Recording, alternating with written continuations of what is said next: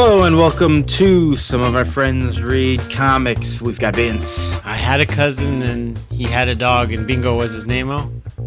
Oh. We've got Chris. If billionaires wanted to save the world, they would have done it years ago. And I'm Kia. Hi, welcome to the show. Today we are reading...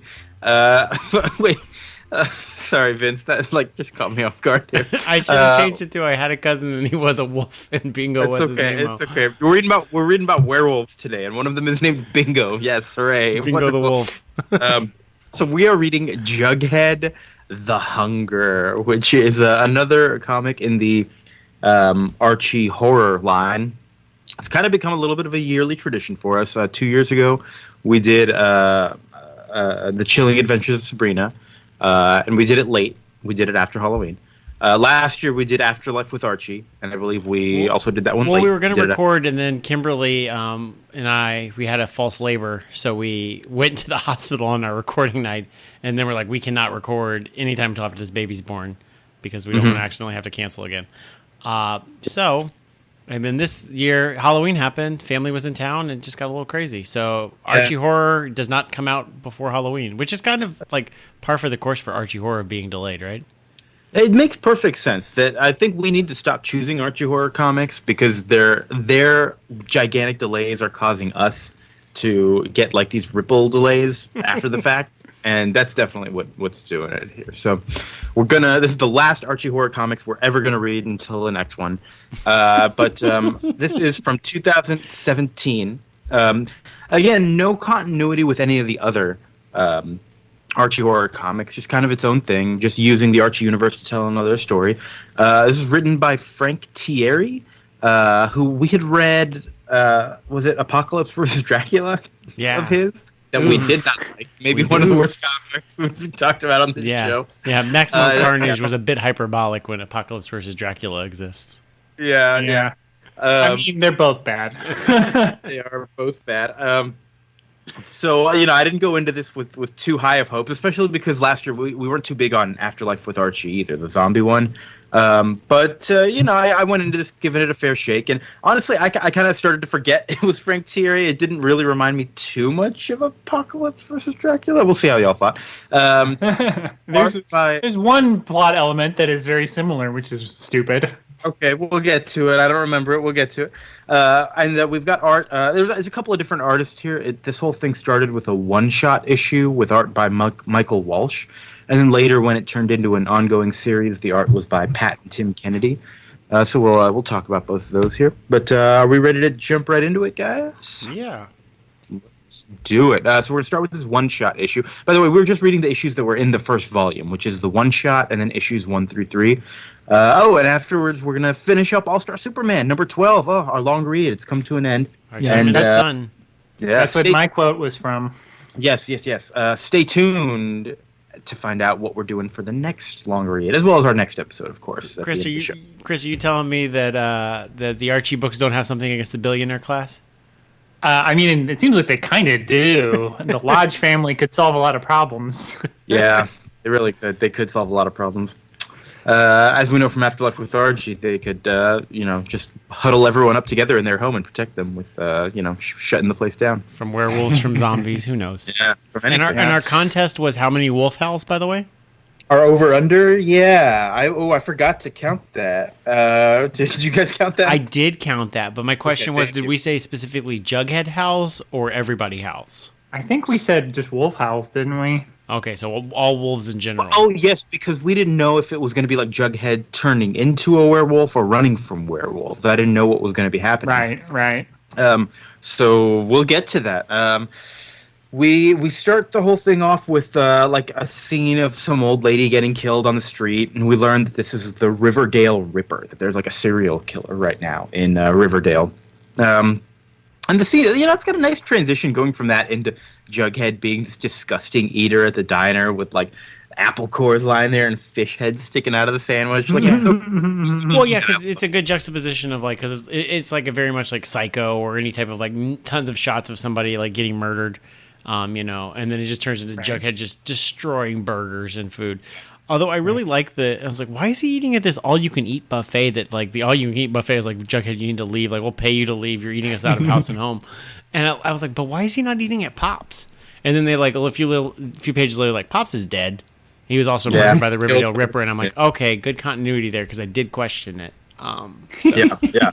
I mean, maybe he wants to just shut down every restaurant that isn't Pops. Also, Pops isn't all you can eat. Like, he found a better value. I don't know. Did Pops weaponize him against his competition? Is that what you? Oh, that's good too. That's also exactly. What would happen if Jughead, Dagwood, and Shaggy all went to the same restaurant? Would they just like destroy it? Ooh, wow. Oh, wow, that's a good scene right there. I want to see that. Yeah. It'd probably just be a lot of people like waiting for their food because they ordered everything in the restaurant, just like a lot of, like angry people. Yeah, if I ever meet Erica Henderson, I'll ask her to draw that for me. That seems up her alley. Sounds like fun. After they eat at the diner, it's Jughead and all his friends. I think you've got Archie there. We've got is it Betty and Veronica? I don't remember. Yeah. We got Reggie Mantle. Who's not his friend. Not his friend at all, because Reggie Mantle says, "You're disgusting, Jughead. That's gross." I don't remember exactly what words he said, but it's something like that. And they're like, he's like cursing him out, like it's eating with you is like being with an animal, that kind of stuff. But this little mini fight gets diffused with who comes by? Some other old guy from the town. It's like, hey, curfew kids, we all got to get home. You get spared of that Riverdale Ripper. And it's like the mayor or the principal, Weatherby. Something like that. We kind of learned that this is the fourth victim. We hear Pops. We hear some old lady. There's Jughead's cousin Bingo. Yeah, Jughead's cousin Bingo. It's funny to me because now I don't read like classic Archie comics. I only know like the fucked up versions of Archie. So I know like Riverdale and Sabrina the comic, and I know Archie, Afterlife with Archie, and I know this. So when they talk about like that old lady dying, I'm like, she was the hot teacher that was banging Archie in Riverdale. Yes, that was a not in the comics, Vince. Oh, was she not the hot teacher who's banging Archie? That's not. No, neither was she hot, nor was she banging Archie. Also, trivia: did you guys know if Bingo is an original character, or did they make him up for this book? I was thinking about that. I don't know. I have the same question about another cousin that shows up later. I think every character in this book, in all of the Archie horror, exists in the original continuity.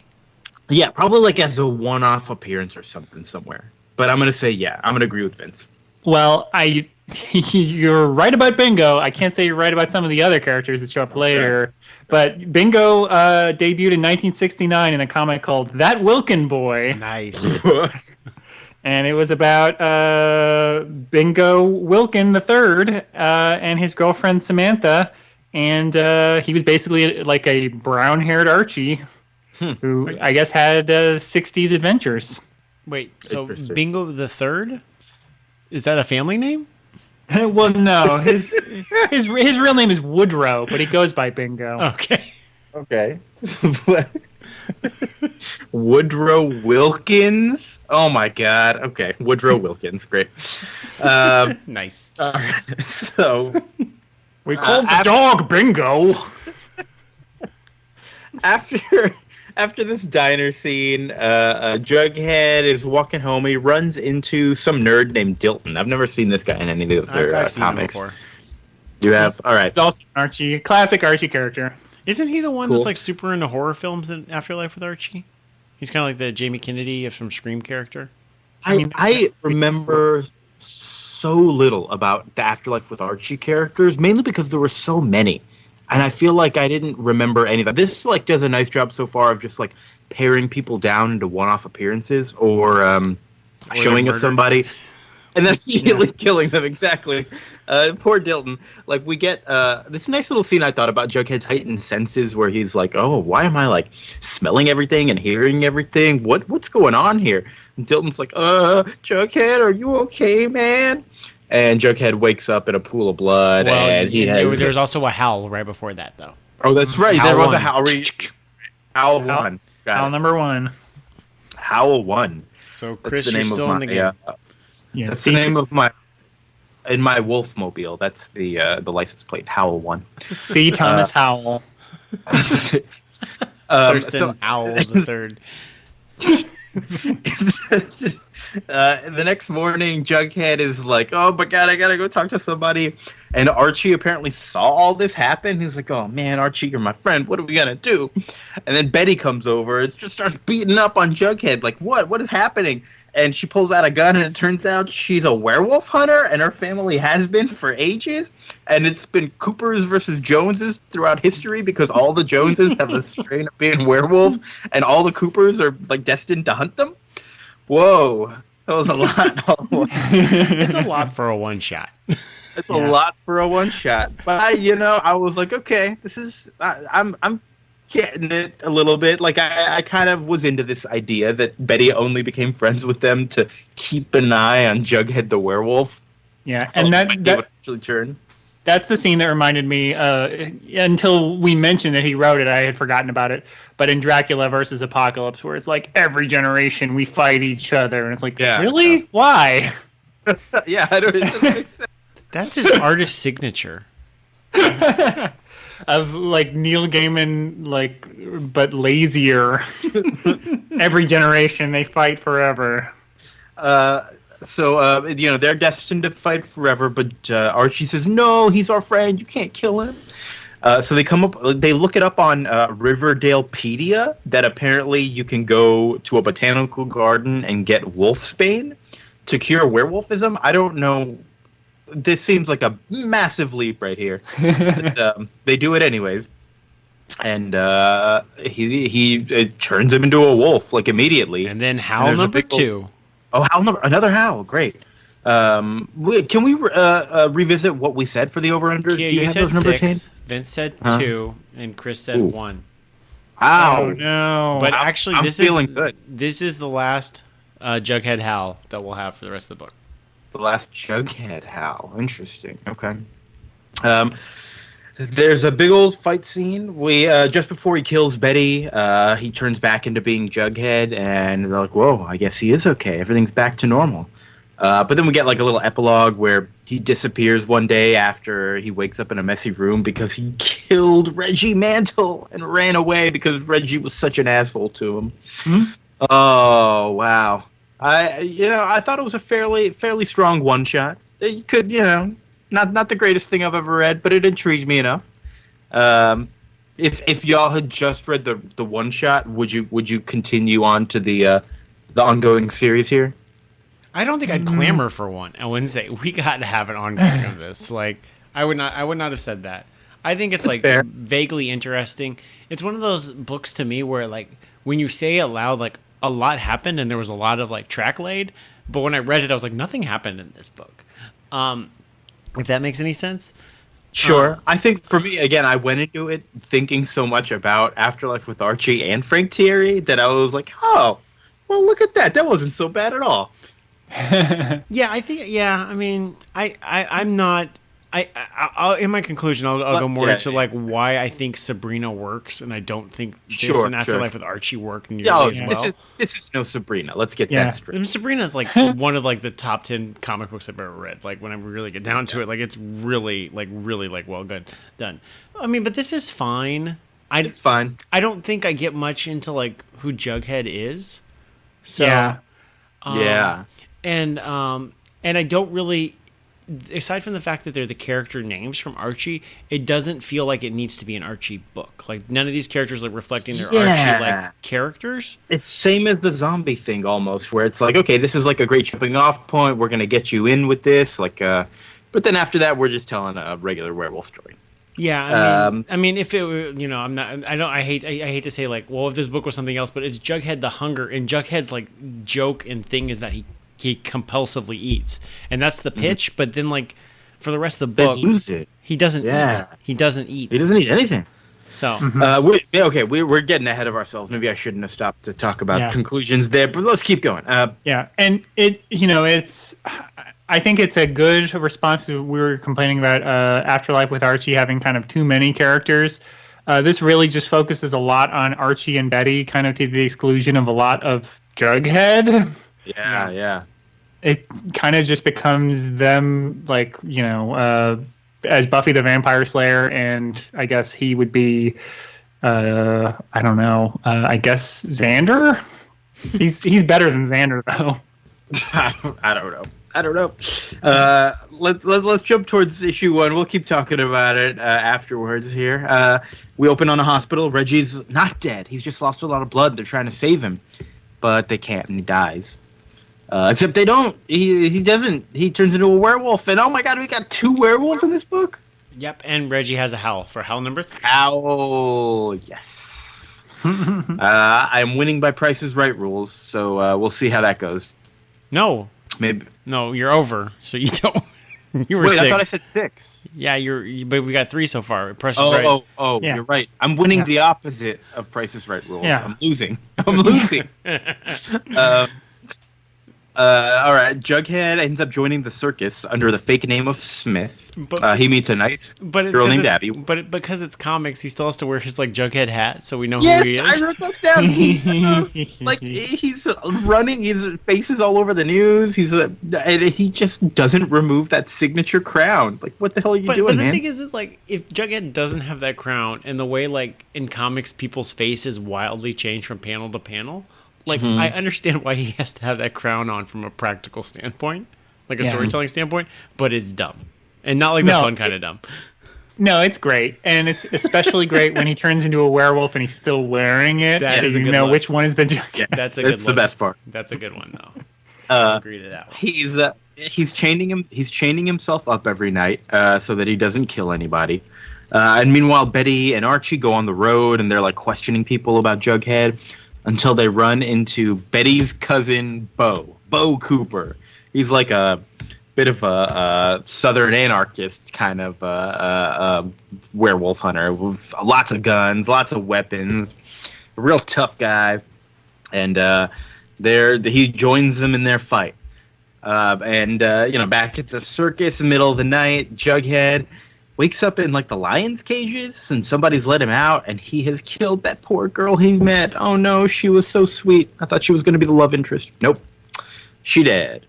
And then meanwhile back at Riverdale, Reggie shows up to attack Veronica. Oh no, Veronica. Now she's going to be dead.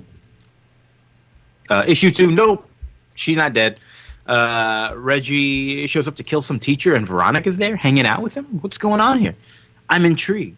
What is this? Well, they show up to murder Principal Weatherby, and that's our last howl. Howl 4. Howl 4. That's the last one. Yep.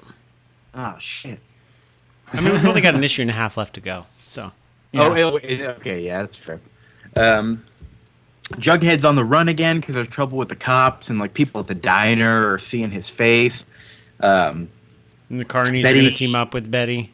Yeah, Betty and Bo and Archie, the circus people are like, oh, we like that girl. That guy was a liar and an asshole and a werewolf. We're going to go kill him with you.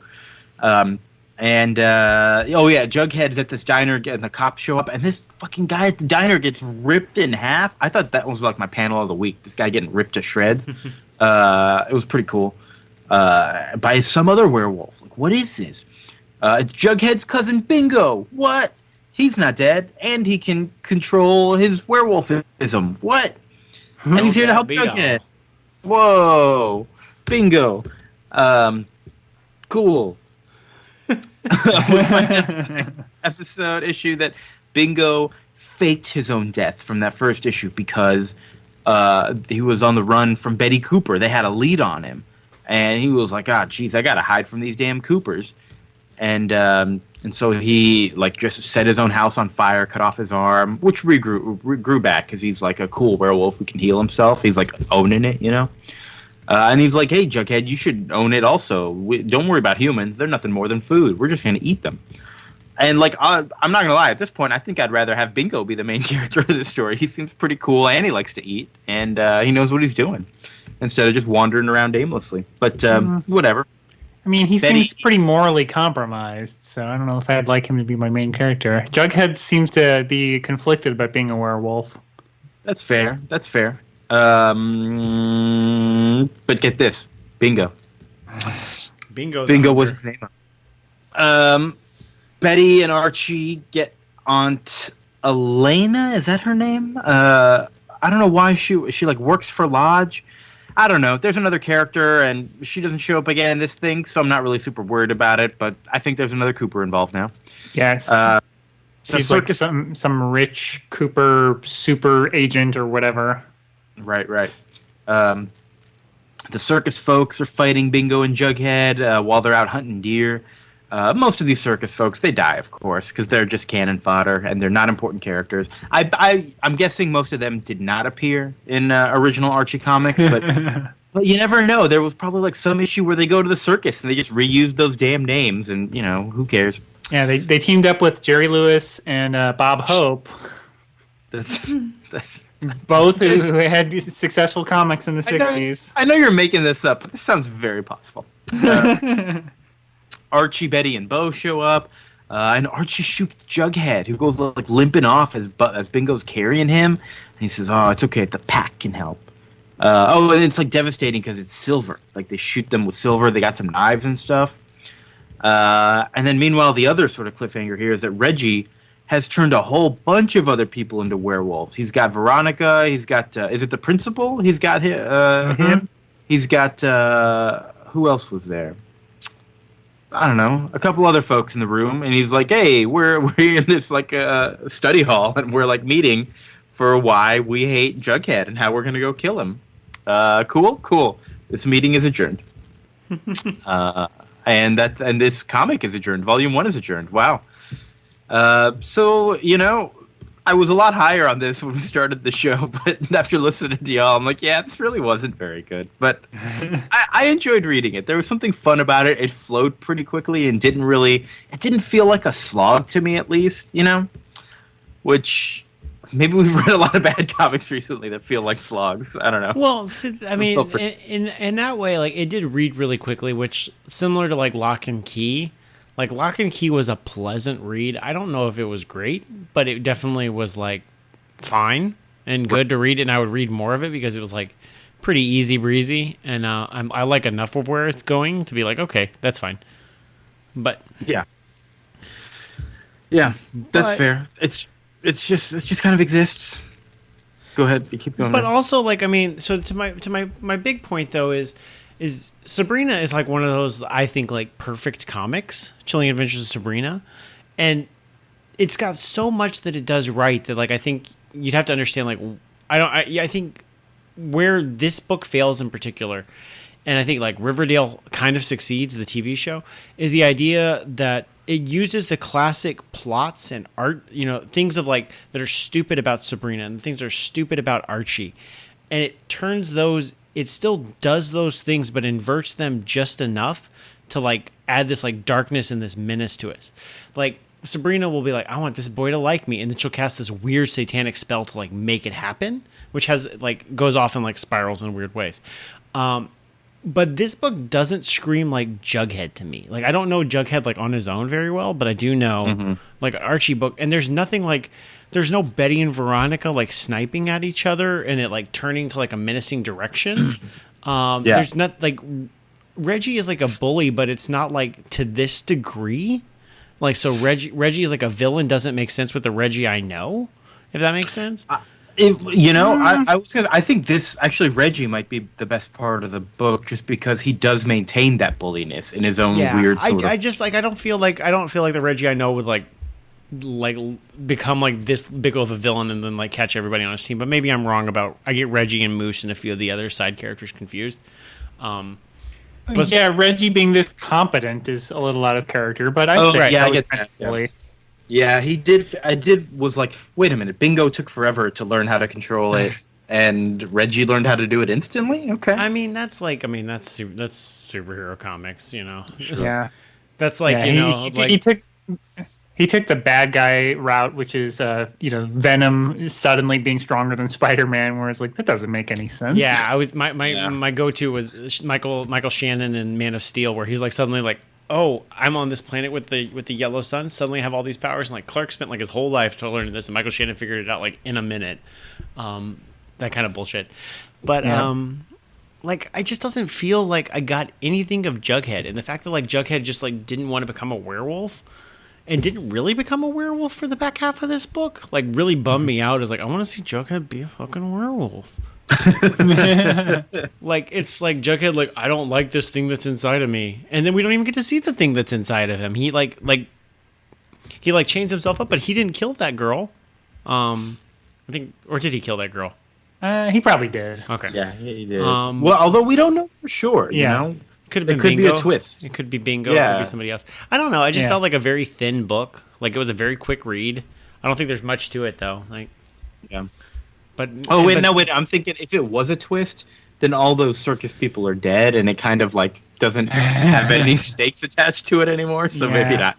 And if it wasn't him, it was Bingo, who also killed all those circus guys. So it doesn't really. It's not like they're gonna get their revenge. Like, no, they're dead. Yeah, and then nothing to like disparage the other artists, but there's in the collected edition I got from my library, they had some like alternate covers by the Sabrina artist Robert Hack, and they looked so good.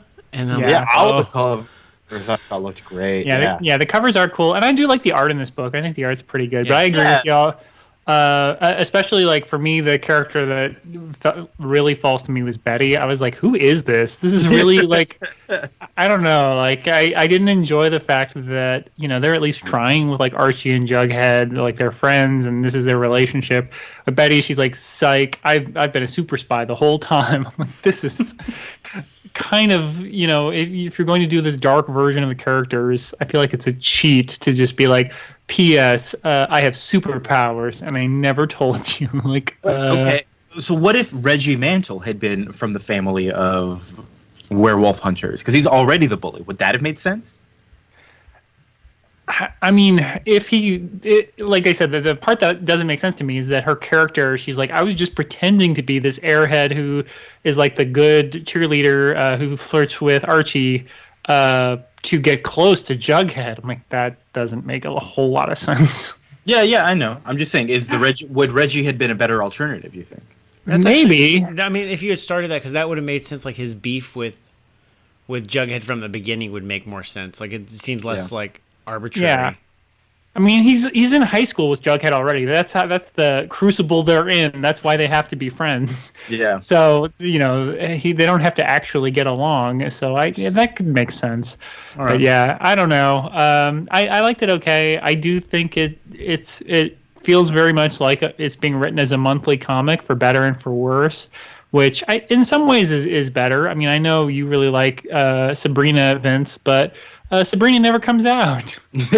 And this, I'm like, oh, this is very obviously seeding. Like you could do like a year's worth of stories based on the setup they've done. Like yes, it would be very like preachery, like Monster of the Week, horror stuff. Mm-hmm. But like, so what? Like you can rip off Preacher and say, oh, it's Ethel. Now she's I don't know, some Preacher character.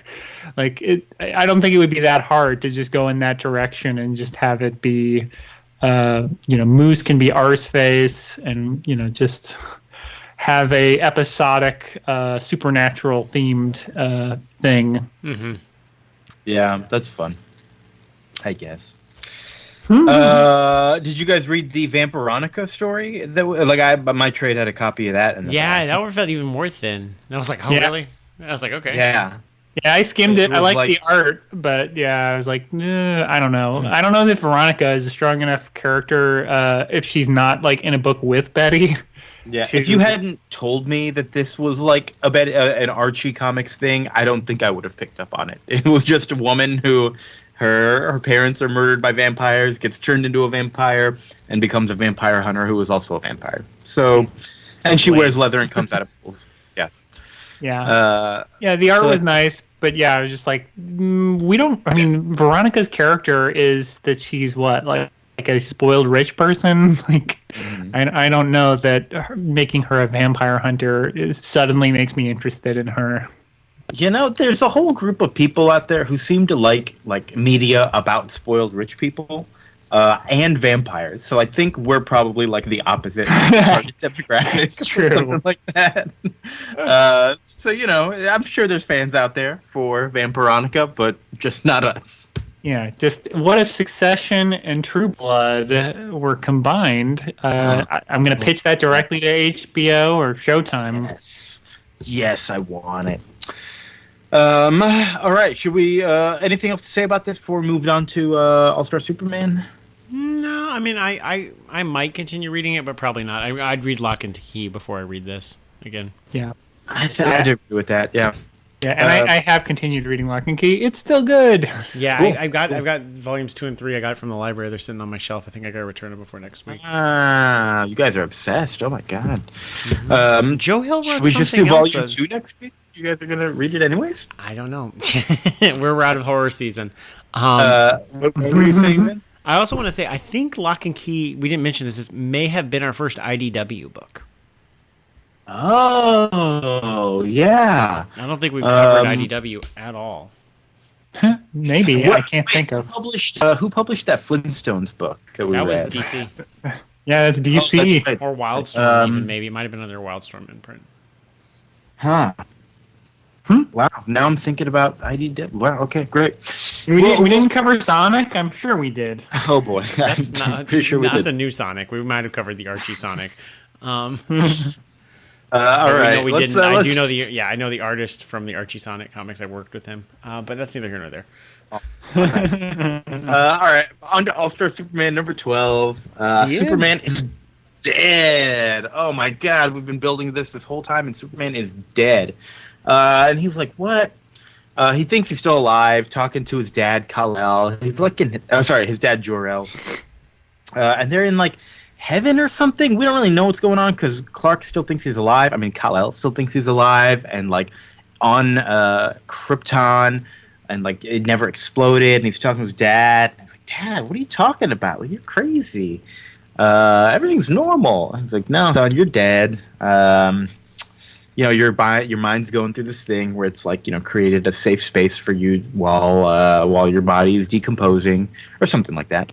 Yeah, I think it's actually kind of like a fun, beautiful depiction of death. It's like this like transition where your energy is going into something else. I like that.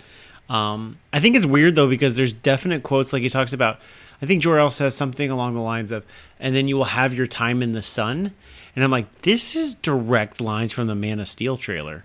Also spoken by Jor-El, which makes me think like a lot of Russell Crowe's lines in that trailer are from this issue. Wow. Which is weird. Also it's very foreshadowing. Yeah, the I end didn't of this realize book. that until just now when you said it. I was like, oh, I see. Okay.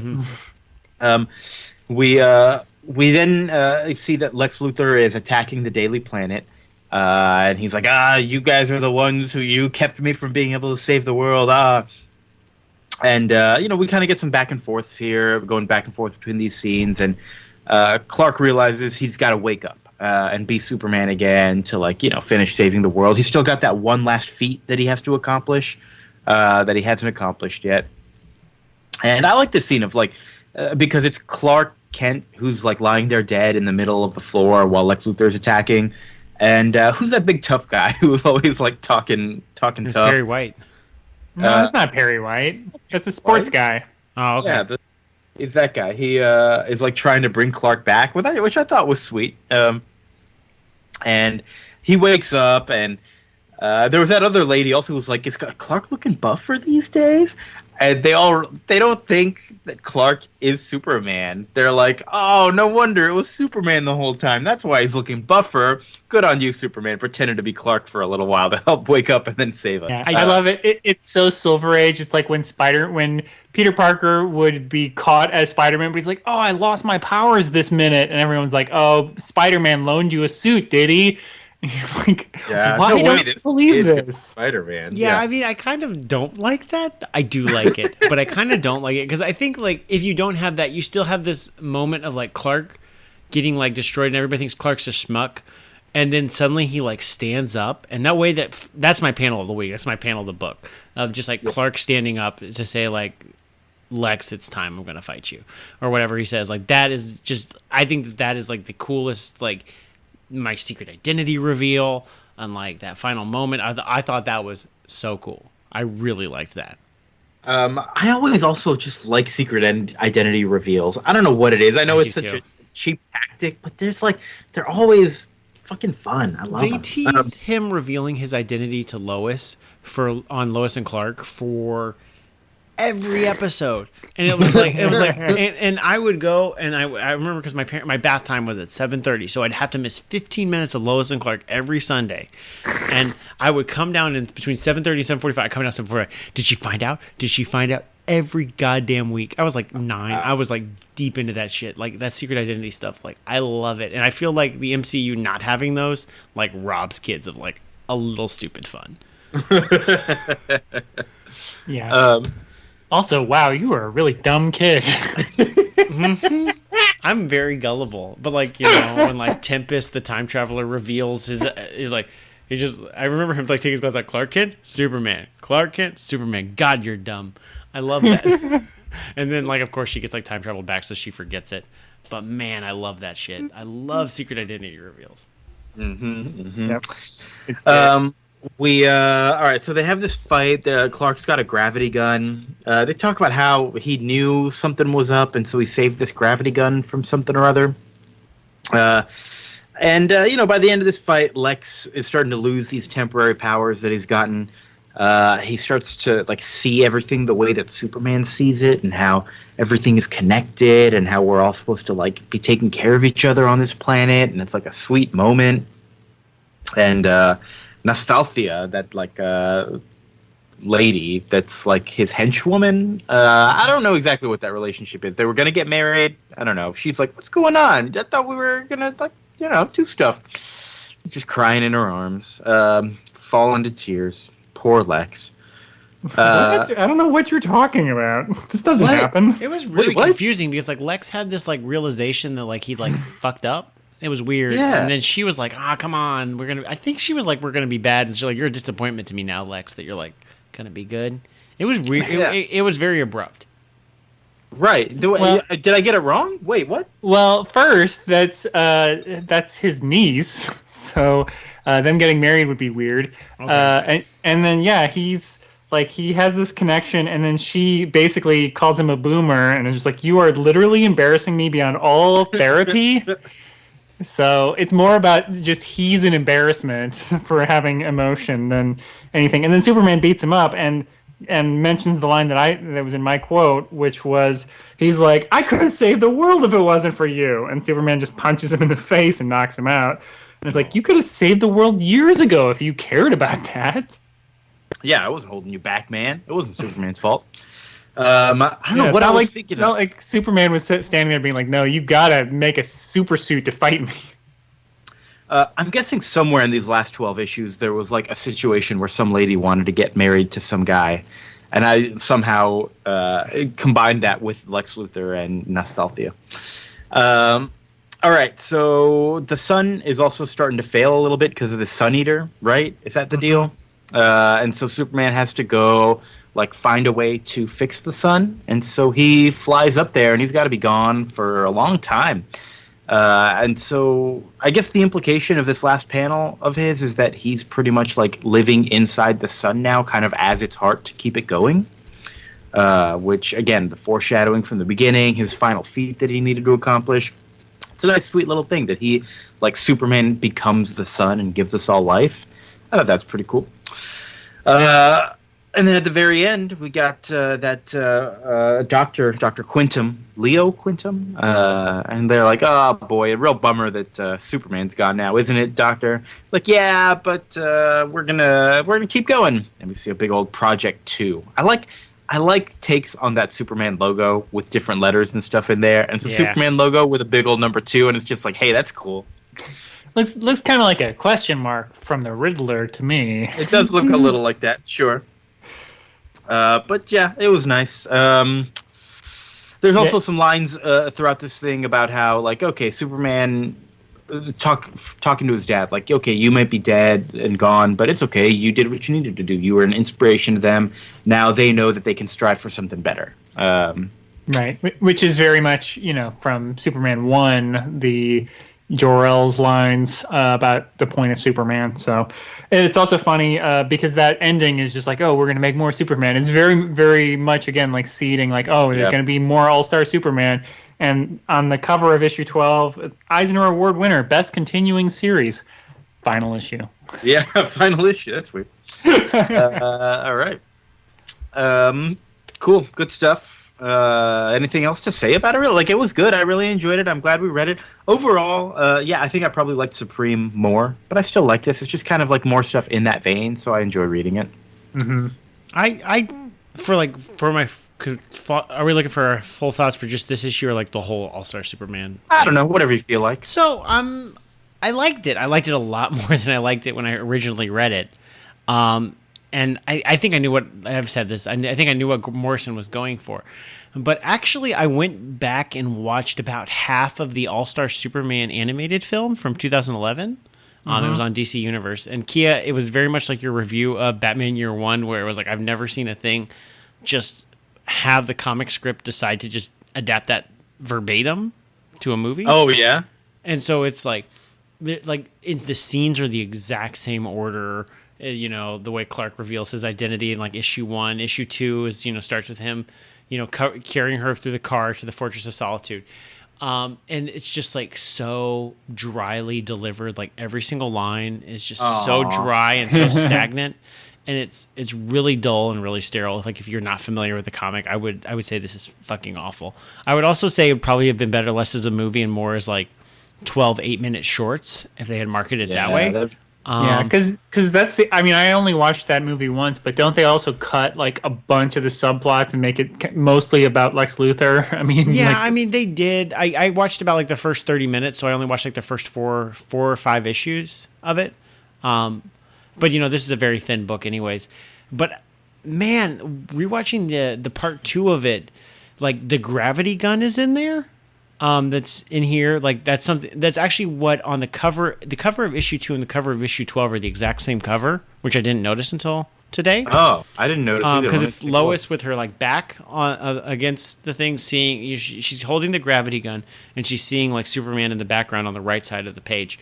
And it's the same as Clark with that holding the gravity gun as Superman with his back against the wall, looking over his shoulder. Yeah, and so like. There's a ton of like things that I thought were just like, and I'm sure I said this on our part 2 of this, is like just bullshit throwaway like things that he would say like, and then this, and then the Sun Eater, and like there's so much stuff in issue 2 that's seeding that shows up throughout the rest of the series, which I would recommend going and watching rereading issue 2 of this just to see where Morrison was going. You can see. He laid a lot of track in that issue. All right, I think I will. Yeah, that sounds like cool. I mean, it's a quick read. It took like 5 minutes to read, so it's not like really like. I have a question about the movie. Is the art style like at all look like Frank Whiteley's? A little. Okay. It's still like DC's animation style, which I think DC's gotten a lot better in the last like 3 or 4 years for their movies. But man, they love to cut corners, and it's got that kind of. I feel like they paid like a cheap studio to do it. It's kind of got a mild anime style to it that their movies have. Yeah, I remember they definitely went away from the animated series look. Yeah, which is the like more Bruce Timm design to more, like you said, kind of an anime-ish look. I didn't really like it. Yeah, but I think their movies have gotten a lot better with their cast. Lately, but I mean, I would say if you haven't read the book, All-Star Superman is not that great, but I'd also say if you want to just like relive All-Star Superman and the highlights of it in 90 minutes, it's a much quicker way to do it. So yeah, and I still like that ending, and the one nice thing I'll say about the movie is that it does, the Lex Luthor's little breakdown in this is like 1 page.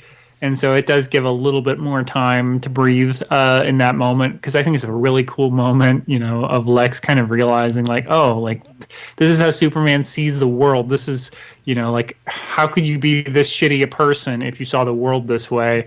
And it's really like this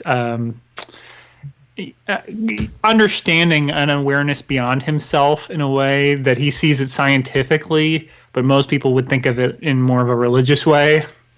So he kind of sees that there's a larger picture and is like, this is all we have is each other.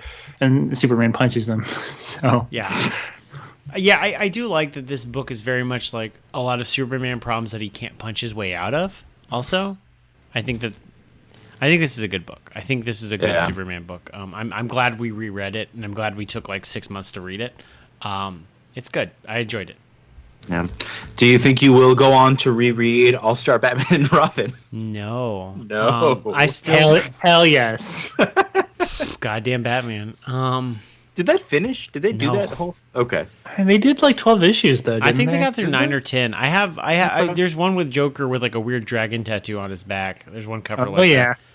Yeah, that's the one where he's got instead of Harley Quinn, he's got like a woman wearing a Nazi outfit with pasties covering her nipples. Geez. Of course. I I mean, like, all right. if we ever read Dark Knight Returns, we're not reading Dark Knight Strikes Again or Dark Knight 3. I don't even know Dark Knight. Yeah. I don't know. I don't know what the consensus was on Dark Knight 3. It just came out like a year or two ago. Yeah, I don't know. I didn't hear anything about it. Other than that, it was happening. Let's stop talking about Frank Miller. Why did I bring him up? That's my fault. My bad. Frank Quietly, guys. not Frank Miller. That's More Quietly, Les Miller. Yeah. So we didn't officially announce the winner of our over/under here for the werewolf howls. I think Vince, you said 2 and I said 6, and we landed right in the middle with 4. Yeah, So Price is Right rules. but I'm we sorry. beat Chris, and that's what's really important. Well, no, I'm giving you the win, Vince, because of the Price is Right rules. I think it's only fair. You I didn't feel like Chris overestimate. has run away with this though, but he's also the traitor. Yep. So next time we are reading. We're starting 2 new books because we got to do a new 1 issue a week thing. We're going to start doing Marvels, which is a great book by Kurt Busiek and Alex Ross. Thank you. And art by Alex Ross. I remember Alex Ross. I didn't remember who wrote it. It was originally a 4-issue miniseries. Then later they did a 6-issue follow-up. So we're just going to read all 10 of those in a row. A good kind of look at the Marvel Universe throughout its history. So Key, I have a question to ask about. Yeah. Okay, so I was looking, and apparently there's also an issue 0 of Marvels. It's the one with the Phineas Horton, Human Torch, which comes at the beginning of the trade collections, but was published after issue 4 originally. Ooh, And it's like 13 pages. First, I say we start with issue 0 next time. Is that what you're asking me? Yes. Okay. Do you guys agree with that? Yeah, Sure. that's fine. Okay, yeah. It's only 13 pages, whereas every other one is like 40-something, so. That's good. That'll give us just a little bit. That'll give us a nice little slow lean into it there. Yeah. Perfect. So we'll be doing that for 11 weeks then with Marvel's Eye of the Camera. Okay, And if you have Marvel Unlimited, I just discovered that they just started publishing a Marvel's Annotated, where they have the issues and then the back half of the issue, and then they double it again and they tell you all the different references. And since we're like 6 or 7 months behind Marvel Real, like there was one published in January and one in February, and they're both on Unlimited now. So they're through issue 2 now. Whoa. Okay. So that might be interesting to check out then. I don't know. Or maybe I We'll shouldn't have tell time the to go people through that we're all. going to be using those facts to then sound smart on a podcast. Yeah, don't tell them. It's new. It's new to us. I mean, I don't need to use that, Vince. Come on. Look at you. You were probably like doing that if we'd ever cover From Hell, you'd actually read all the annotations and tell us and blow our minds. All right, so that's what we're doing for like once a week. So next time, Marvel's issue 0. But then like our main one for the next episode, we're coming up on the Thanksgiving season. For the month of November, we're doing something a little old school. How about something from the time of the first Thanksgiving, 1600s? Wait, when was the first Thanksgiving? Look, I don't know. 1620. Marvel's 1602 is what we are reading, by Neil Gaiman with art by Andy Kubert. It was one of the Kuberts. Is It's it one Andy of or them. Adam? I don't know. Yeah, one of the Kuberts. It's an 8-issue miniseries, and so we're going to kind of split it up into 4 and 4. So we're going to do the first 4 issues of Marvel 1602 next time. It's a cool kind of Elseworlds thing. Marvel 1602 1, Marvel's. Oh. Yes. No, Marvel's 1602 1 through 4, Marvel's 0. How difficult is that to understand, Vince? So it'll be fun. We're going to read two different versions of the Marvel Universe next time, and it's not going to get confusing at all. And we're also not going to finish either one of them. Pilgrim Times and, like 60s Times. I think we got. Oh, do we need an over under for 1602? Nah, it's gonna be a two-part. It's gonna be hard to keep track of. Yeah, I don't even. I mean, I've read it, but it's been a decade. I'm trying not to figure out like spoilers, because again. Okay, I'm gonna say over under on the number of times John Wayne says "Hello, Pilgrim." I'm gonna say 0. I will also say 0. Chris, what do you say? I'll say 3. Okay, all right. We'll see what happens. Yeah, we'll count how many times Neil Gaiman references the most obvious historical person or event that he could ever reference. That literally, if you put in the date, it would Google would would autocomplete the reference he puts in. I prithee, you fair. Sound just like John Withrop when he did this. Or something. Is that what you're saying? We might see some classic 1600 characters that we all know and love so well. James of Jamestown? I would think so. Elizabeth? I don't remember any of these people. I don't remember. I remember jack shit about 1600. I don't know history either. They should do a math Marvel. Well, then you're doomed to repeat it, Kia. Walter Raleigh Durham. Of the Durham Bulls from Bull Durham, yes. Yes. Francis Bacon. That's the one that comes up a lot. I know. Anytime a historical figure is named in a comic, I'm just like, that's kind of a not creative name, or that's a silly name, like Bacon. Just give them these people better names, and then I don't know the historical references. It's true. He should go by Bingo Bacon. Bingo Bacon! Oh, shit. That's a good Bingo book. Bacon the Third. Oh, wow. This is good. This is good stuff. This is better than 1602. Neil Gaiman's a hack. Starring Bingo Bacon. Bingo Bacon should own the Marvel Universe. Put him in the Avengers. I feel like that's a Spider-Ham villain, or like a Spider-Ham like Jimmy Olsen type. Oh, yeah. Bingo Bacon. It definitely sounds like one. Boss Bingo Bacon, I think. Of the Better Business Bureau. Right. All right. We're getting silly. Afield. Yeah, I think we got to get going here. You guys got anything you want to plug here? Oh, yes. I was on the Blurred Nerds podcast with my friend Marcellus. He was on our Black Panther episode. Yes. And we talked nothing about Star Wars, and it was fun. It was a lot of fun. That was episode 186. But I'll actually better recommend. My wife was on episode 181 about 5 weeks ago, and that was a much better episode. So check that out. Yes. She's very good. She's a podcast pro. Yes, podcast wife, podcast life. That's what they say. That's what they say. Chris, you got anything going on with your stupid vines? We have an episode that should be coming out very soon, if it's not out already, about some kind of death wind, a wind that I guess turns you into a skeleton or something. It's a very spooky movie about going to a farm where there's demons, and it's a lot of fun. There's also a special guest on that who is not Vince's wife, unfortunately. It's fortunate she's not my wife because I like my wife. But that she's not guesting on this episode that we've previously recorded. Okay. But it is someone you know, an old friend or enemy. Oh no, that's so many people. I'm gonna have to download it to find out. Exactly. And I'll plug a play I wrote that went up in Hell's Kitchen, actually, hanging out with Daredevil there. Hell's Kitchen! This past weekend, actually. So if you're listening to this when it's released, sorry you missed out. So why am I plugging it? Really, I just want to say that I'm friends with Daredevil, that's all. I didn't meet him. I'm lying. Did you meet Foggy? I did. Foggy had a play as well, and mine was better than his. So, well, then that's all that matters. Foggy, fuck you. Wow. All right. I think we are done. We got considerably loopy. I think we covered everything we needed to. For Vince and Chris and myself, Kia, we love you. We all love you. I didn't do our classic bit. Vince, I love you. I love you so much. Chris, I love you. Sorry, we're out of time. Oh, no. We'll catch us on the overrun. We'll put it on YouTube when Chris tells me that he loves me. Bye, y'all. See you next time. Love you. Bye.